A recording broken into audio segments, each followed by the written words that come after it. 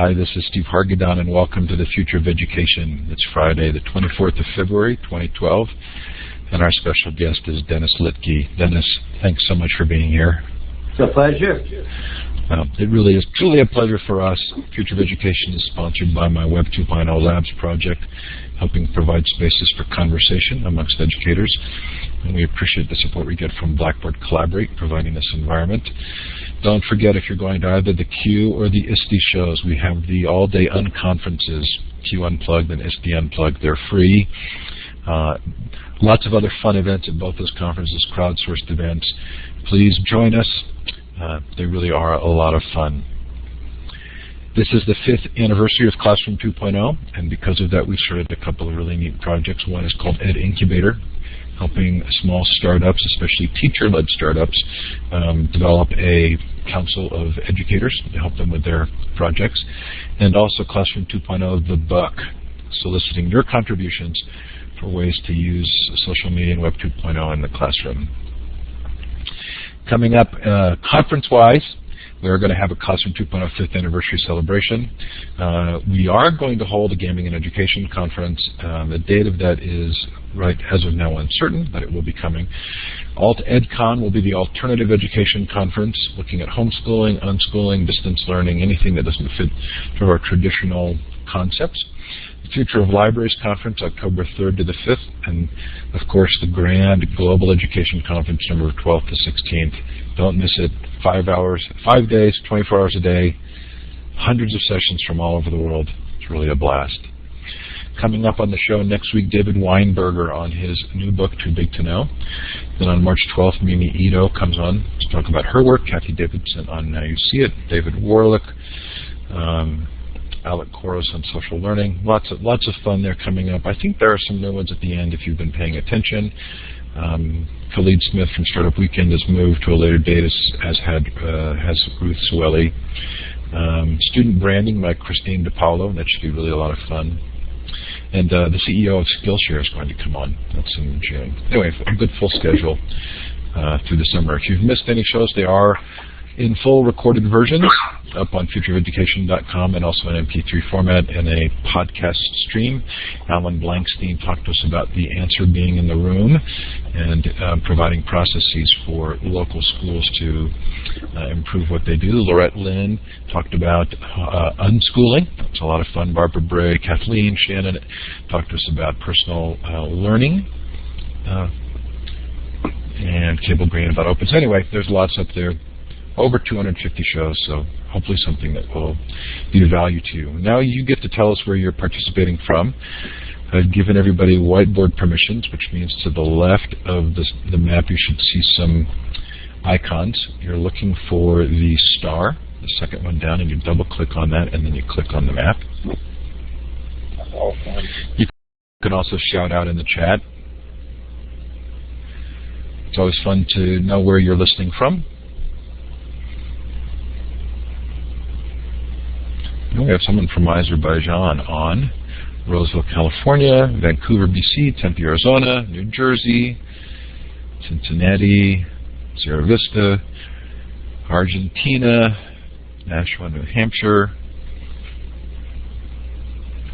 Iowa, Rhode Island, New Orleans, BC, Azerbaijan, Providence, Nashville, Phoenix, Suffolk, Loveland, Colorado, Monica. Always fun to have you here. Wherever you are participating from, and for those of you who are listening to the recorded version, thanks so much for joining us. This show, Dennis, for me is a particular delight. And you've been very gracious to come on. I know you have a lot of speaking engagements and you're busy, but this is a personal pleasure for me, and I just want to express that again to you. Thank you. So it feels like in our discussions of education in this country, we have sort of two larger competing narratives. One is control and one is freedom. Is that too stark a contrast?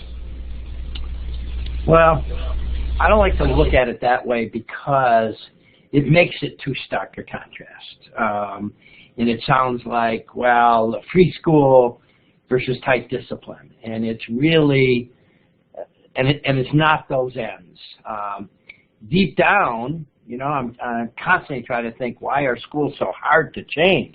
And it has to do with that control. So it's freedom in the bigger picture, but, if you come into our schools, they're not free schools. They're not, do whatever you want. I mean, we try to help our students find their passion, find their interest, and they always got to be finding things, working on things, exploring. So the words are kind of could be misleading, but deep down they're probably right. Well, I know as a parent, it's sort of intriguing that control is often a shortcut for me. And it feels as though control or tests or measures kind of travel up the vertical or the hierarchical much more easily than do more nuanced processes. So part of what I'm hoping we'll explore today a little bit is kind of how you're managing the big picture environment with growth and expansion. Right.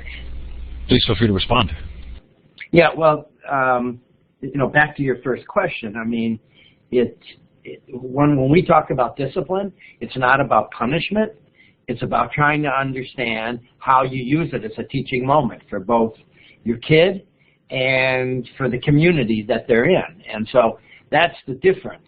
You as a parent, as you were saying, we often just respond. Let's punish, let's get this over with, let's change this. But it's really an incredible opportunity to look at it in a much bigger way. And so that's how we look at it. We don't teach discipline in the regular way, because what it means for one student is completely different than what it means for another student. There was an example. This one kid, Sarah, didn't finish her work, and so it was the end of the year, celebration, party, going on a trip, and she couldn't go. Another student didn't finish her work, but needed to be with the group that we felt needed the socialization. So you do something different for that kid, and that one you make go in this group because that's important. So it's really about personalized decisions on how you learn from that. And it's so much about trusting the student. And that's part of that control thing that you brought up. You have to control if you don't trust. And what you've just described reminds me of so many experiences that those of us who have children have gone through, which is there is no fair. In one circumstance, one thing is going to be different than another, right. and how difficult that is. But it feels as though, as we go through your material, that part of the value that you bring to this environment and this culture is the transparency, so that the kids understand, the students understand why and what the value of those decisions are, and of their own importance as agents. Absolutely. I mean, are you done? Or did you have a question? No, I was pausing to let you speak, but we can keep going. Oh, all right. It's everything's in that context, and everything's about a community, and so it is really, it's not deciding who did what. It's really trying to work it out and mediate things. And when stuff happens that affects the community, if a kid messed up and did something like hurt some property, or was smoking on the property, or brought alcohol in the school, they have to go in front of the entire school and talk about it, and apologize for what they did to the community and talk about it. So it's not this secret thing out there. It's tremendously transparent. You belong to a community, and you got to deal with that. It's not just about you, and all our rules are kind of built around respect. So that just makes it so clear, and, our mantra is one student at a time. And so it is hard for a 15-year-old to understand why Joe got one response and Peter got another response, And we just try to say it's one student at a time, and it's, life's not fair, but this is what we think is best at this time for this student and this community. And as long as you're out front about that, the kids respond to that. So we kind of teased people in the announcement for the show that you were Dennis Littky on schools with no tests, no grades, and no classes. knowing that that would elicit a response from a lot of people. Yeah. How did you arrive at this moment? What's your history that brought you to a place where you felt comfortable kind of defining this new way of thinking about school? Yeah. I wrote a piece for Dick Elmore's book, a bunch of our older reformers, what I think now and what I used to think, and coming out of Diane Ravitch kind of changing her mind on stuff. And I wrote that I really understood stuff in the 7th grade. I didn't respond to it, but I knew we were playing school. We weren't going to school. I did my extra reports. I cut out pictures from a magazine. I was a good artist, made a nice cover. Didn't do anything but that, and turned it in and got all A's because they were like these extra reports. And science teacher had us, do these big posters. He was the hero of the school. They were all around the building. Kids copied them out of a book. So I knew that it was a game, that we were all playing school. But I just got on to doing it like most people, except for the kids who dropped out. And I've been a principal in I'm trained as a psychologist. Got a chance to build and create. I see one of my former teachers is on a school at 27 years old, hired 25 new people, and really said, what should this be? What should school be, and how do we do that? We created this beautiful school, Shawn Wading River Middle School, and then I left and I took over a school in a rural area, and trying to really change, and built advisory and built internships. And then I came to the Annenberg Institute at Brown University, and I've been working with Ted Sizer. We were the first school in the coalition, and I didn't think I was going to be doing any other schools. I was going to kind of be spreading the word. And my commissioner asked Elliot Washer and myself if we were interested in doing the school. And we boldly said, yes, if we can do it exactly how we want. Figuring, of course, he'd say, no, you can't do that. And he said yes. He was a pretty out there commissioner and who had faith in my work in the past. And so Elliot and I really sat down and closed our eyes, honest truth, and said, if we didn't know there was such a thing as school, what would it look like? What would we create? And we started with really what's best for kids.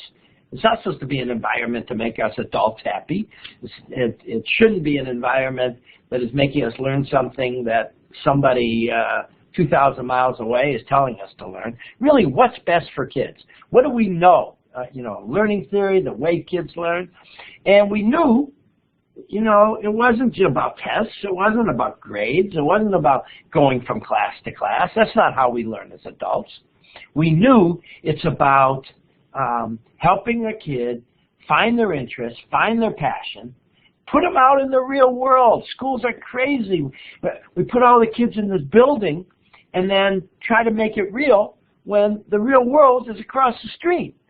And so if a kid's interested in computer, why are we using back then in 95 a little Radio Shack computer when there's a brilliant office building that has these amazing computers? Put the kid there working out. Put the kid in the hospital and working. Put him at a vet's office. So that's what we said. And it's, how do you know the kid well? So we said, let's start with them in 9th grade and have a teacher stay with them for 4 years. Let's have a small group that really begins to develop community. And let's do a lot of small schools. We have 6 here that each have like 150 students. Let's do a lot of small schools where everyone knows everyone well.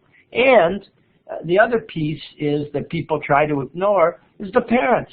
They're the kid's first teacher. Let's enroll them in the school in the same way. So that's how we came about it. And we just started with 50 kids. I believe in just, once you get started, and we had strong design and philosophy.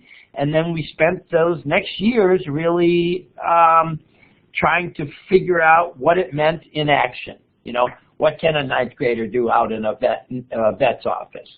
And then our 4th year, when our first kids were graduating, the Gates Foundation sent their top education man, Tom Vander Ark, to come to our school. And Gates at that time, I thought, handled this brilliantly.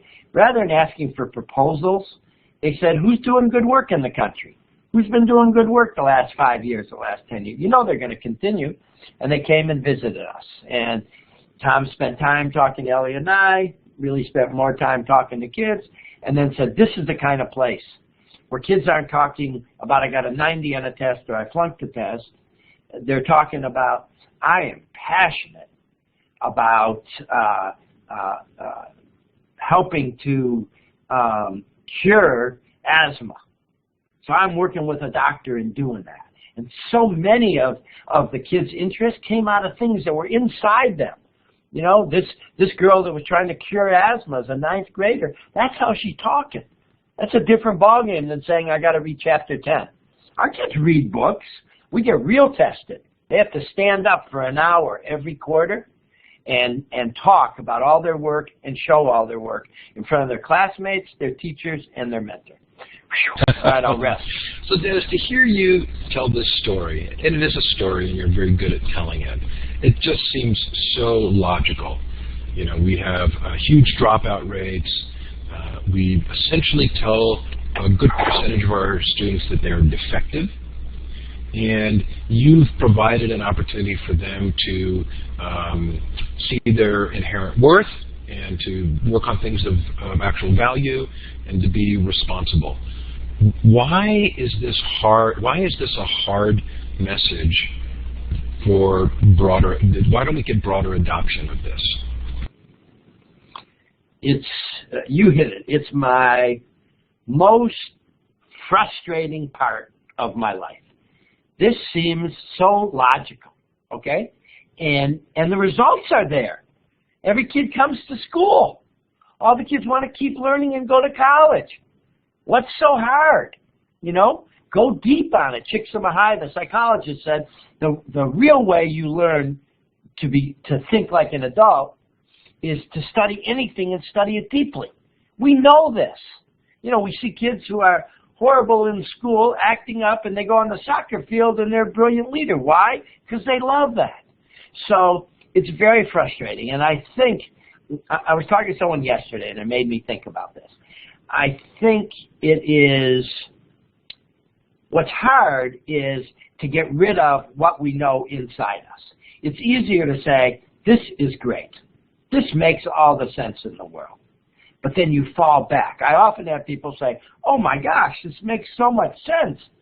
And I'm really happy. And the next sentence they say, what about chemistry class? I take a deep breath and I say, okay, tell me something about your chemistry class. No, I can't remember anything, but I think everyone should have it. Okay? So it's a kind of state of mind of this is what school is. And because everyone went to school, even though they might have disliked it, that's the only thing they know, you know. And I had a friend I was meeting with yesterday, and I won't say in what area, K-12, college, whatever, but he was trying to get a program that was a little different okayed. And I know the people, I know how thorough they are, I know how they've been working at it. They've been trying to get the right to do this program for 7 years. And I go, wow, we live in a funny world. We don't live in this entrepreneurial world that we think we do, that things can get started, people want new ideas. People are holding on to the old, and it's sad. And that's why we just keep plugging away. And lots of people will say to us, you're the only guys that actually stayed with what you believe in. We didn't change our curriculum all of a sudden so we could match the Common Core or we could do well on the test score. We understand the importance of those, and our kids do well enough on that. But we didn't lose our soul. You know, for the last 17 years, we've been sticking with this and doing this. And we have, 2 weeks ago, we had our 50 principals from the United States together, and it's incredible to me. You know, I sometimes ask them a question. What are you willing to fight for?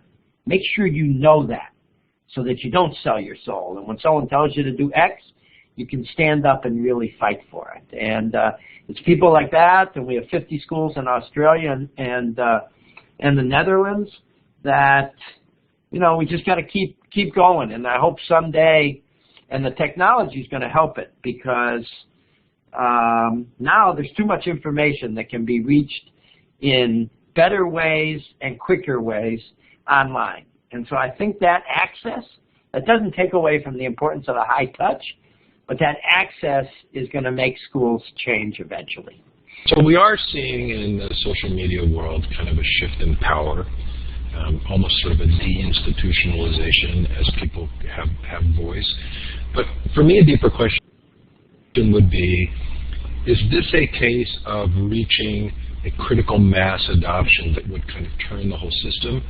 Or is it likely that this is just always going to be the secondary narrative, the more thoughtful narrative, and that you just have to make sure that you've carved out a big enough niche that people are aware that it exists?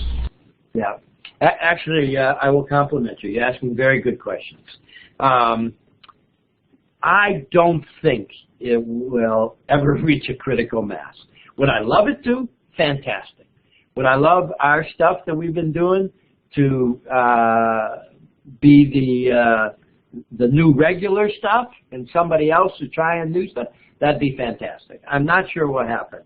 And I think Elliot and I knew that from the beginning. I think our goal was, so we never said we wanted 10,000 schools. You know, we really said from the beginning, and I don't know if we knew what we were talking about, but we really said, let's get 100 schools and let's try to get them right, okay? And let's try to have people use our school as, they don't have to do the whole thing, okay? They don't have to do, we try to do it every second to follow this philosophy. But maybe people can start seeing the value of different parts of it. We sometimes call ourselves like Intel. We're big picture inside, you know. And I think our influence is to constantly be a model out there that is pushing the system. All right. I don't know how long it will be till the system makes a change. Maybe it will happen. But I kind of think we're always going to be a little bit on the edge. We kind of call ourselves like the edge to the center. We're always on the edge, but we're all public schools. Most of our schools aren't even charter schools. I've been in the public school system for 40 years. So we managed to function in there and still staying on the edge a bit. So, you know, sometimes I get frustrated. How come, you know, they're calling X and Y innovation? I mean, I believe a lot of the innovation in this country is really just talking about scaling up things we've done. And I believe we got to go much further out than that. That's not real innovation. It feels to me as though you fit kind of a classic disruption model, which is that you serve a group that's been very poorly served, who are willing to look at alternatives, and for whom this is a great solution. In your expansion, have you found those who typically we would consider having been well served, with an understanding of the irony of that, but sort of higher social status, maybe communities that have had more funding? Are there communities like that who are beginning to adopt big picture, and are there some lessons there for how how you'd see that adoption outside of the group that hasn't been served? Yeah, you know, that's an interesting question too that we always talk about, because a lot of times I talk about what are the things that we have to do that have the biggest influence. You know, if you read your Oprah magazine this month, one of the actresses, Malin Ackerman, who's in the movie that came out today, Wanderlust, has one of these pages, 5 books that influenced me, okay? And one of them was my book. So who knows, on something silly like that, not silly, but something like that, that could break things open, you know, versus having thousands of people come visit the school. What does that really do? So we're always thinking about how to make that change bigger. And part of me thinks that we might have been smarter at the beginning to do as many schools with well-served kids, because a lot of times the status quo looks and says, oh, you're doing those schools are for the poor kids. Those schools are for the black and brown kids. You know, they can dismiss it. But all of a sudden, when you see, and we have people that are interested, and people starting to come around. One of the wealthiest communities in my own state called me in to talk to a group of parents, because the smarter ones know it ain't serving everybody. You know, at a private school in California and in Los Angeles, you know, and I said, look around, I'm speaking to the parents, look around the room, look right, look left. Would you like your kids to be working outside in the world with you guys? You got some power here. Let's do it. Last year, the headmaster of the Quaker private school here had all the headmasters of New England Quaker schools asked me to come in. I thought that was pretty cool. There's a school they're paying big bucks to go to, and here I am, a little urban school down here, and they asked me to talk. So I think it is something that if it catches on with that group, it's got more power, because then the colleges look at it and it's got power. The low-income people look at it and say, oh, wow, if that fancy district's doing it, you know. So it's interesting, maybe should have been a tactic, but on the other hand, my commitment in my life is to work more with the underserved. But I often think I should have found some people and say, go take this and build 100 schools out there. It may happen. You know, it did occur to me as I was reading that there might be a block of parents for whom who would say, I don't like this idea that my child gets classified as defective, and even though I'm in a well-served area, I'm just not happy with what's happening to my child. Yep. So tell us about what the student-driven learning environment looks like. How does the advisory system work? What's the curriculum, you know, or lack thereof? What's the experience like from the student's perspective? Yeah, and I want to make clear, you know, sometimes I'm not the best marketer in the broadest way. You know, when you say no tests, no grades, no classes, that could give off the impression that there's low standards. They don't care about knowledge. I'm an incredible lifelong learner. That's what I'm trying to get our students to do. I just don't think, especially in our world today, there's any one piece of knowledge that everyone should know. And my friends argue with me, you should know the Constitution or know your health, but you know, there's so much out there, and you got to keep learning. I did this figure once that we're in school from 5 to, say, we finish college 22, and that is 9% of our life if we live till 70. So I go, man, we better teach people to love to learn, or the day they get out, they won't be learning. You know, somebody did a study on valedictorians outside Chicago, and in the year following college, and these were in the year following, no, it was 10 years after they graduated from high school. That was it. They went and interviewed them, and something like 10% had read a book in the last year. And we know they got all A's in English. Big deal. So that's my thing. So a day, I'll kind of describe a day. Monday, Wednesday, and Friday, kids are actually in a building. We start our day where we bring the whole community together with something we call a pick-me-up, which is kind of like a school meeting. Goes everywhere from if there was a problem, we may talk about as a whole group. There are speakers that come in from the outside. If our students have been traveling or won an award, they'll come up and be honored. We honor each kid when they get accepted to college, and we do that for about 25 minutes, and everyone's together. And it's a beautiful thing. I watched the other day in one of the schools, every kid that came through the door, somebody stood up and hugged them. I'm going, oh my gosh, that's the kind of environment that you want to develop.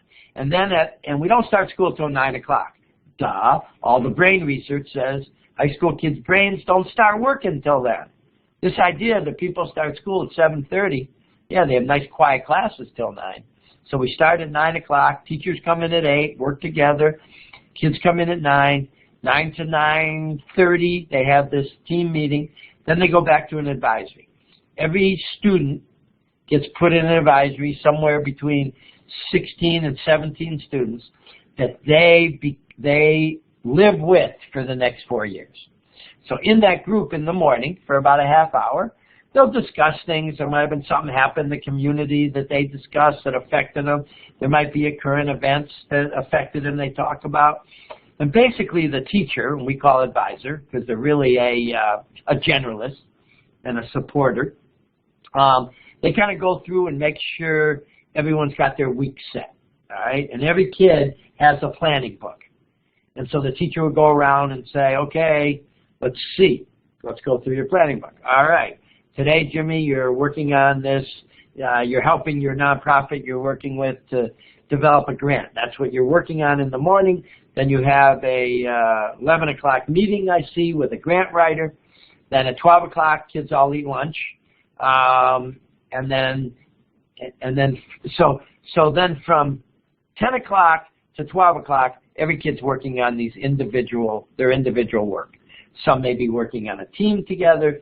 Some may small groups together because they really need to do some statistics for their project.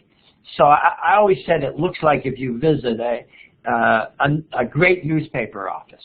Everyone's busy, small groups, talking to each other, talking to individuals, and the teacher's going around and checking in with each kid. Then at noon they have lunch.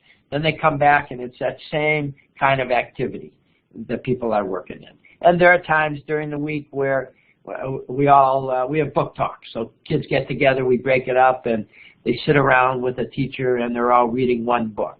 They're also reading their own individual books. So that's kind of Monday, Wednesday, Friday. At the end of the day, on Monday, Wednesday, and Friday, kids come together back at 2:30. They talk about their day. They go through what they're going to do at night. And the homework is individual. It's not I'm giving you an assignment. I'm doing a presentation at the hospital now, so I'm working on my slides tonight and my presentation. Somebody else has a rough draft of proposal turn in. That's what they're working in. So the advisor teacher makes sure that's straight, and then they go. We have extended day for ninth graders because that's the worst time to be in the street. So all our young kids stay till 5 o'clock, where we have everything from writing to boxing to Zumba dancing. And that's kind of the day. The school continues. We have parents coming in at night. Our campus is open. It's in the middle of a not great area. It's got no fences. It's got no cops, and people use it all day. So it becomes a community center. And they're taking GED classes or computer classes or English classes at night. On Tuesday, let's assuming it's a long process where the kids find an internship. They go and they shadow a lot, and they write back and forth until they find what they want. But once they find their internship, they go directly Tuesday morning out to their site. And as I said, it ranges from working at the airport to the hospital to nonprofits to MetLife, big businesses. And then the advisor that day gets in her car and sees 4 sites during that day. So actually goes and visits, sees the kid on the site. Every kid has a mentor, somebody there that they're working with. Every kid has their own learning plan. So every kid is like, it's funny, special ed kids and gifted have special individual plans. What about the 80% in the middle? Every one of our kids has a plan. We have our goals. Every kid's got to learn to read better, write better, think like a scientist, think like a sociologist, and then they work out projects accordingly. So a student's at a hospital. She speaks Spanish and English. She's working with the interpreter. That's what she wants to be.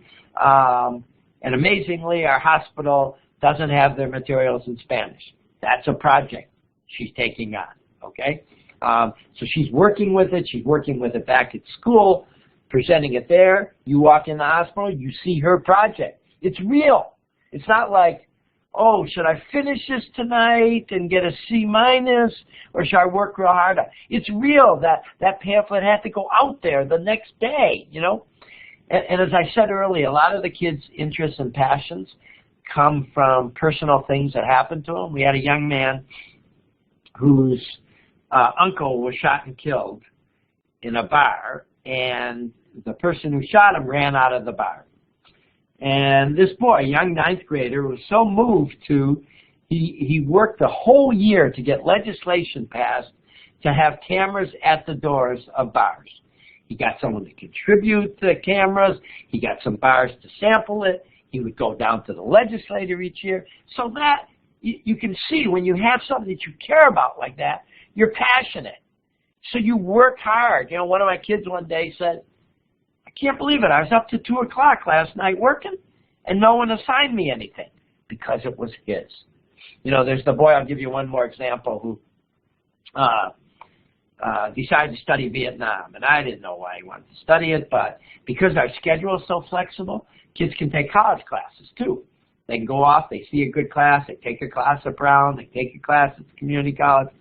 So this boy took a class in Vietnam history at a college as an 11th grader, got a B+ in it. He was helping somebody, a veteran, set up a memorial here in town. And I asked the kid one day, I said, Joe, what's your interest in Vietnam? And he had been reading about it, writing about it, and he kind of looked at me and he got real quiet.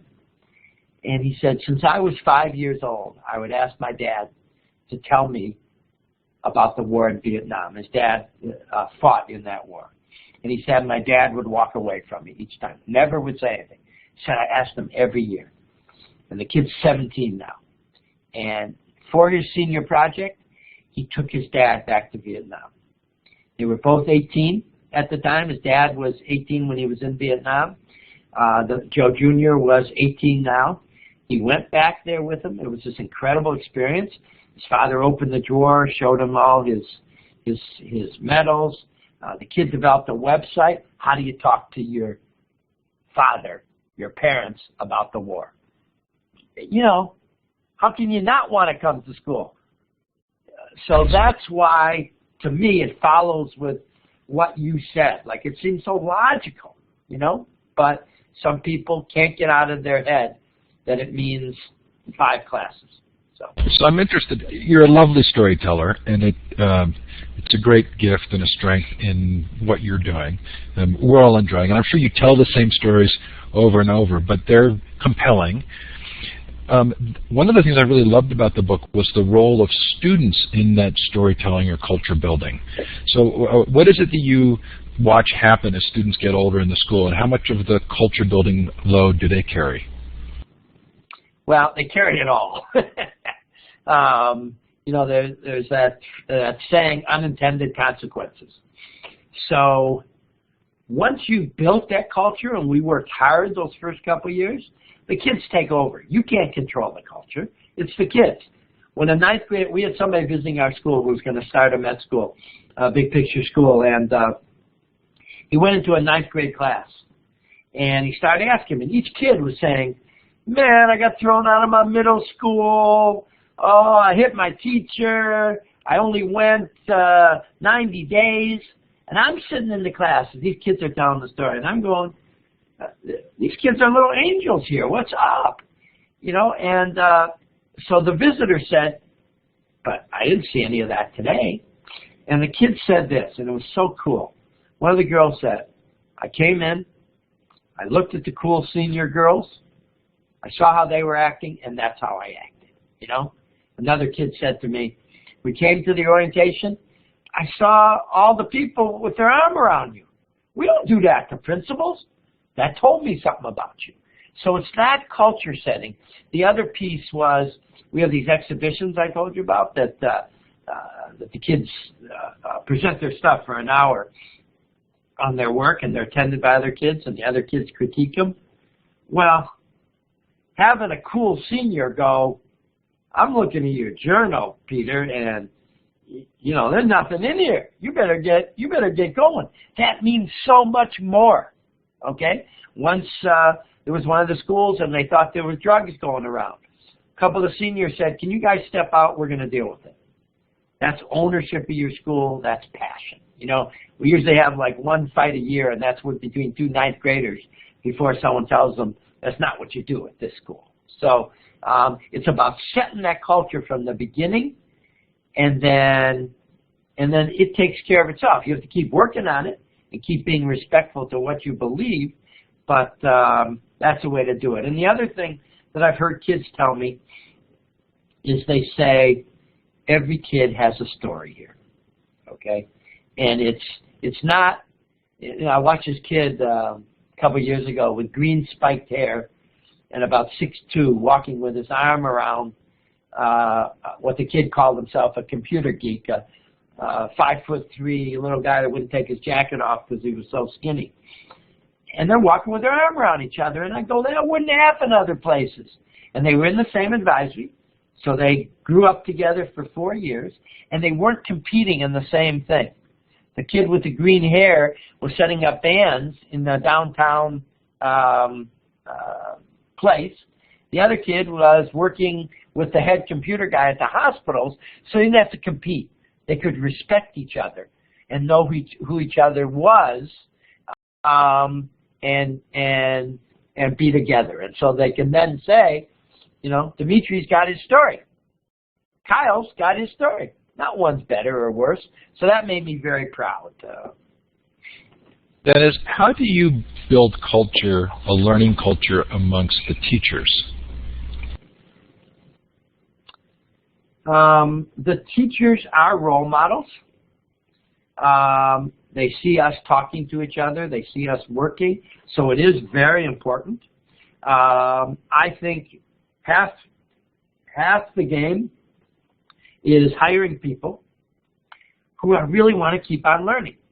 They don't see their job as, okay, I know my English. I'm going to go in there, and I'm going to teach Shakespeare, and I'm going to teach Byron. They're people that say, I want to learn every day. So one, you're picking for those kind of people. You're also picking for people that understand this stuff deep down. They may not understand how to do it, but they're really kid-oriented. I almost say it's like a kindergartner teacher's head with the kind of knowledge and the interest in working with high schoolers. You know, you got to want to be in there. And even if your love is science, the kid could want to be working out at a hairdresser. The kid could be wanting to work out as a social worker. You gotta believe that your job is, and you gotta want to help that kid learn in any direction, not just be a little professor and learn the science that I love. So part of it is selecting for that, and then part of it is we have a boot camp for new teachers. So one, they come in and we really spend a week with the philosophy, reading my book, talking about their own examples, helping to understand it. Then we bring the freshmen in the summer before so they can actually start trying these things and playing with this 2 months before they actually have to do it. Then they have time off in the summer to continue to get to know their kids. Then all the staff come back every summer for 2 weeks. We are learning together. You know, whenever I give a little talk in front of the whole group, I hand out books. Hey, did you read this new book here? Hey, I saw Debbie Meyer spoke on your show, and Alfie Kohn. And so I'm always trying to enrich. And once a month, we stop school, and we just work all day in creating new curriculum, new ways to think about it, because our school's been running for 17 years. And the design and the philosophy is still right, but what you do has got to change. And so we're always creating. Actually, Monday, we're in some financial, like everybody else, tough times. And you can't just keep cutting, because then you lose your soul. You got to say, now we have this much money. How do we still get what we want with that much money? You know, so I present the problem. If we were starting the school today, what would it be like? But we don't just sit. It's not just me and a few principals sitting and deciding it, okay? Starting Monday, we got 3 kids from each school, and we're putting them through this design thinking to have them recreate their school. They're the clients. Then we're bringing that to the teachers. Then we're doing 2 days with the teachers doing that. So we're always modeling that this is a learning environment. This is, you know, you talk about the teaching hospitals are the best. You know, this is a teaching school on that adult level. We have 500 to 600 visitors a year. They come in, so we're always learning and teaching, and that's what we try to do. And you know that's This is not the kind of environment where you go in your classroom and you close the door. I love the idea of the autobiography. And, Yep. and if you answered this, I apologize, but do you have your teachers write their autobiography? No, but that's a great question. You know, we've had a few teachers that have done it with their kids, and just so the audience knows, before any kid graduates, they have to write a 75-page autobiography. And they love it. You know, they can get as heavy and personal as they want. They can be as light as they want. They can capture their high school years. They can capture whatever years, but it's really a chance to, like, look back and understand who they are as they begin that next part of their life. But my teachers, you know, won't be happy, Steve, but I might suggest that they all do it. And I'll tell them you suggest it. Yeah, I'm going to get in trouble.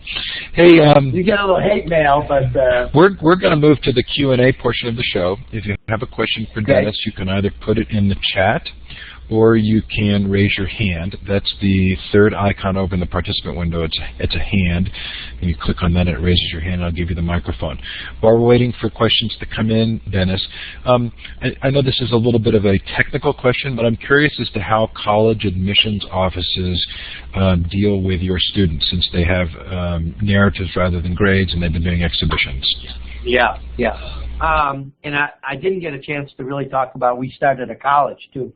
College Unbound, that I'd like to sneak in. So if somebody out there asks me the question, like, I hear you started a college now, that would be great. The colleges, well, things have changed also. And what I say is, I say to a kid, if you want to get into a college, get an interview, because then they blow people away. You know, they see who they are. We have a transcript. We translate our stuff to the transcript. You know, I'm not dumb. Colleges aren't going to go through a, 200-page portfolio of the kids' work. So we translate it. We know how colleges get, thousands of applications and how they got to count things out and make sure, they got the numbers. So we don't actually turn our stuff into grades, because we do full-page narratives to the family. The kid does a narrative every quarter on their performance, and then we turn those into, we know colleges need to see 4 Englishes. So the kids have English all the time. We turn that into something that the colleges can read and understand, so we have no trouble getting into colleges. They get into every single kind of college, from the Ivy League to the community colleges. Okay, we got a slew of questions that came in, not one of which was, I hear you started a college. So let's start with that very quickly. I hear you started a college, Dennis. Well, thank you for asking. I'll try to do it quickly so other people can answer questions. So about 4 years ago, when I get angry at stuff, that drives me to be more positive. And if you're a first-generation kid going off to college in our country, I mean, you graduate high school, there's an 89%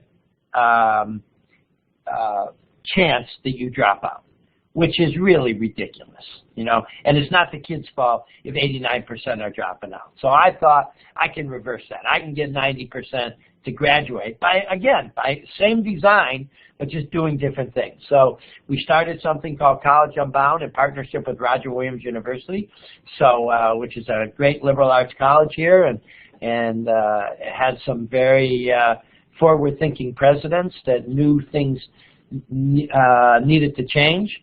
We had another Southern New Hampshire university called and said, we want one there. And so we just started, and it's the same kind of thing. What's your interest? But it's just much more sophisticated. Get out there, do sophisticated work. And all our kids, we're graduating our first class. Everybody wants to hire them. They're not having trouble getting jobs because they've been working in the real world for 4 years. And I'm now doing the last thing I'll say. I've now kind of morphed it into adult learners. So there's 37 million of those people who started school and never finished.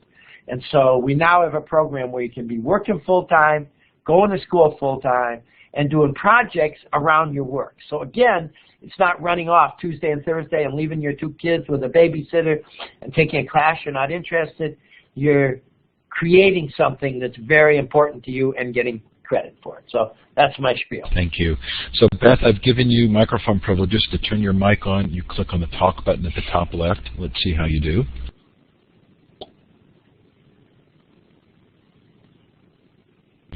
Hi, Beth.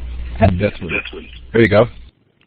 Hello. How do you get students started, to get a school started like this? You've got cool seniors after 4 years who are helping to monitor the process, but when they start, the kids are coming typically from a model that is very much traditional and lockstep, I would assume, unless Yes. you can find a whole bunch of students from somewhere else.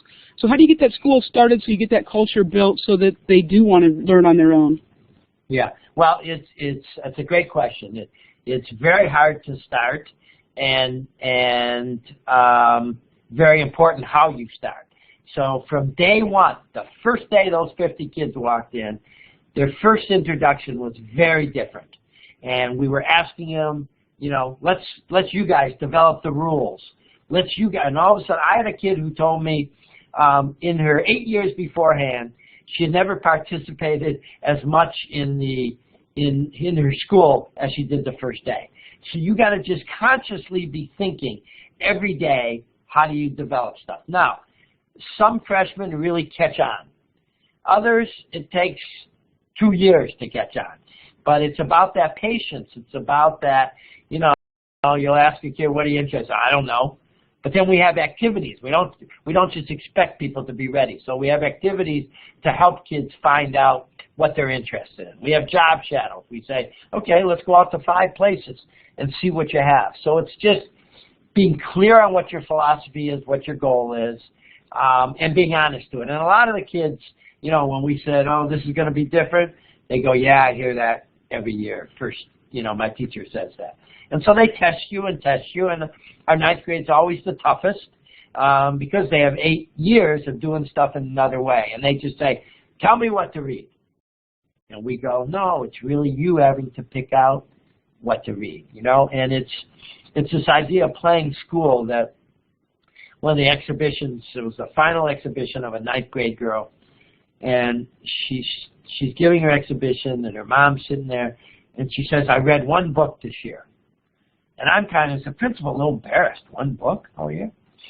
And then, you know, I'm kind of covering my head. And then the next line, she says, I had never read a book for 8 years. She said, I read the covers, I read the back, I read the synopsis, never finished a book.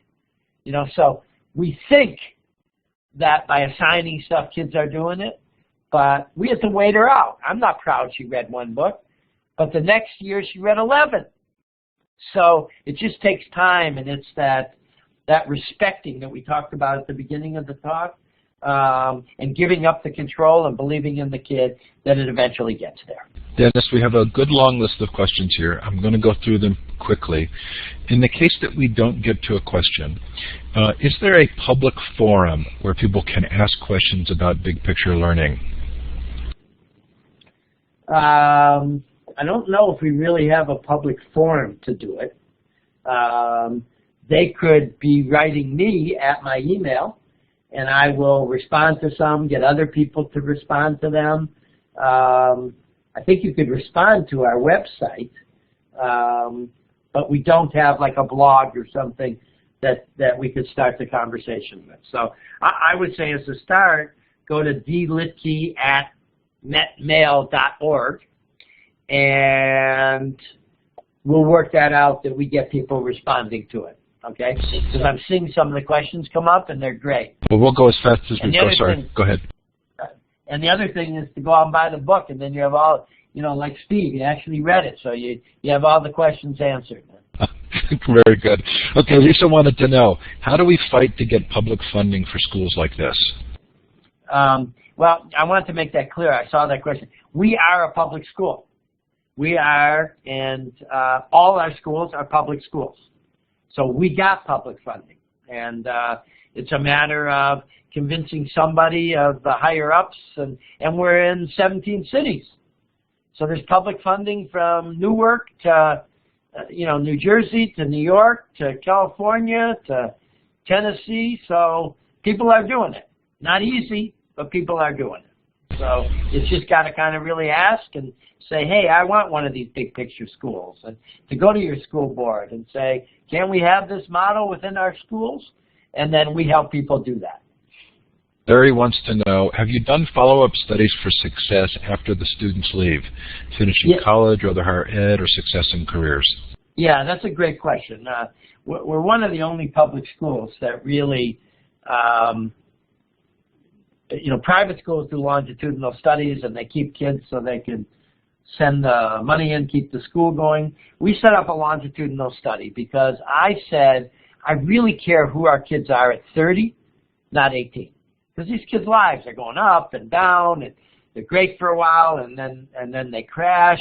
And it's very hard to do. We haven't really had the bucks. We've been looking for dollars to really follow up because that's the test.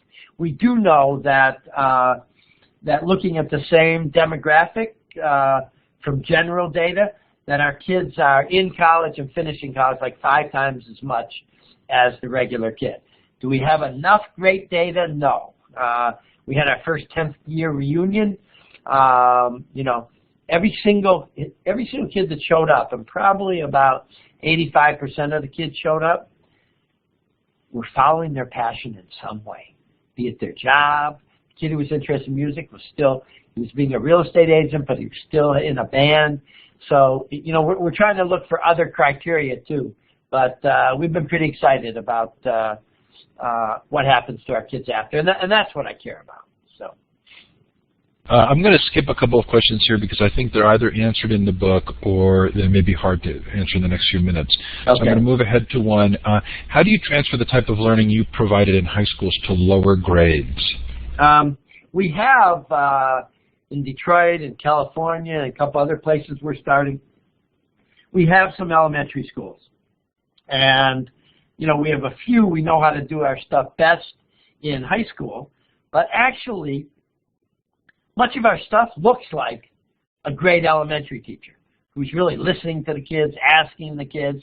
Now, in our elementary schools, you don't have kids getting on the bus and doing an internship, but in the lower grades, they're creating their own community and being a part of it. 5-year-olds got a lot to say about what they want.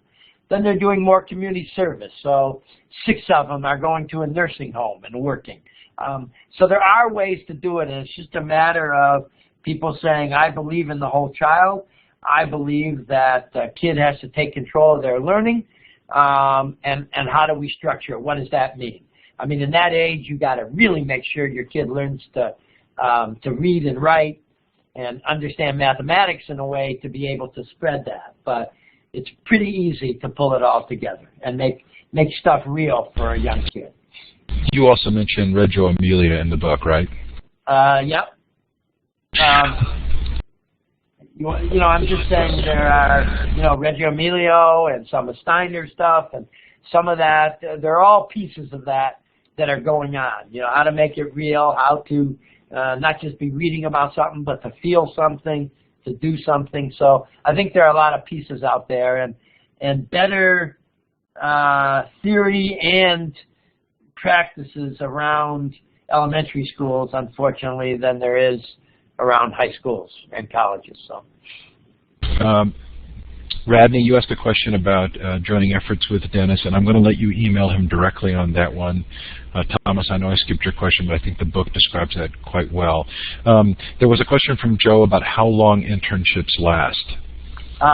We hope they last a year, okay? There are some kids, I visited one of our schools, a kid that spent 4 years at the zoo in San Diego, and she's brilliant. Once in a while that happens. Kid just knows she wants to be a biologist, and we feel it can really grow. If a kid gets in an internship and it's just not right, we don't pull them out immediately. We say, okay, you got to stick it out while you're looking for another one. So I would say probably 75% go that entire year because we spend a lot of time at the beginning making sure it's right. We don't just say, who wants schools? They go and spend time in schools. Who wants hospitals? And that's what we do. So our guest, we, as a courtesy to you, we finish on time. So we're going to stop there. I brought up the website for Big Picture Learning, and I'll put the link in the chat. I want to thank you, Dennis, so much for coming on the show. I'm using the clapping icon. It's under the smiley face. Oh, beautiful. Yeah. Really appreciate your being here today. Thanks for taking the time. All right, and thanks for doing your homework, and it was actually fun, and I hope people enjoyed it, and send me an email, and I'll respond. Dennis, you were terrific. Thank you so much. All right. Peace, everybody. Feel free to hang up anytime. Coming up on the show next week, David Weinberger on his new book, Too Big to Know. And then on March 12th, Mimi Ito comes on, and then Kathy Davidson on the 20th. Really appreciate you being here. Thanks again to Dennis. Thanks to all of you for attending. Take care. Have a great night or day, depending on where you are in the world. Bye now.